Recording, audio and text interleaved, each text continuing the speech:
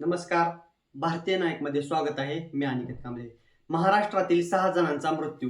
राज्य सरकारकडून प्रत्येकी 5 लाखांची मदत.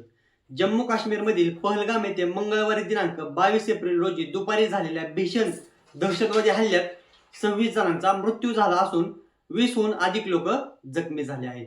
या दुर्दैवी घटनेत महाराष्ट्रातील 6 नागरिकांनी आपले प्राण गमावले आहेत. या पार्श्वभूमीवर मुख्यमंत्री देवेंद्र फडणवीस यांनी शोक व्यक्त करत मृतांच्या कुटुंबियांना राज्य सरकारकडून प्रत्येकी 5 लाख रुपयांची आर्थिक मदत देखील जाहीर केली आहे. मुख्यमंत्री फडणवीस यांनी बुधवारी दिनांक 23 एप्रिल रोजी माध्यमांशी बोलताना सांगितले की या हल्ल्यात ज्या महाराष्ट्राच्या नागरिकांचा जीव गेला आहे त्यांच्या कुटुंबियांच्या दुःखात आम्ही सहभागी आहोत. आम्ही त्यांच्या पाठीशी खंबीरपणे उभे आहोत. राज्य सरकारकडून प्रत्येक कुटुंबाला 5 लाख रुपयांची मदत देखील दिली जाईल. त्याचबरोबर जखमींना 50,000 रुपयांची मदत देण्यात येईल. आम्ही जम्मू काश्मीरमध्ये अडकलेल्या पर्यटकांशी समन्वय साधत आहोत. पर्यटकांनी आमच्याशी संपर्क साधला आहे. त्याच्या सुरक्षेसाठी आवश्यक त्या सर्व उपाययोजना करण्यात आल्या आहेत.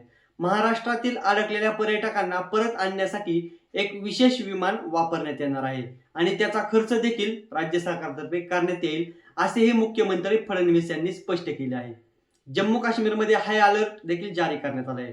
हल्ल्यानंतर सुरक्षा यंत्रणा सतर्क झाल्या असून भारतीय जवानांनी पहलगाम व आसपासच्या परिसरात जोरदार शोध मोहीम सुरू केली आहे. अद्याप हल्लेखोर फरार असून त्यांचा शोध घेण्यासाठी जम्मू काश्मीरमधील अनेक भागांमध्ये हाय अलर्ट जारी करण्यात आला आहे. कॅमेरा पर्सनसह मी अनिकेत कांबळे, भारतीय नायक, बारामती.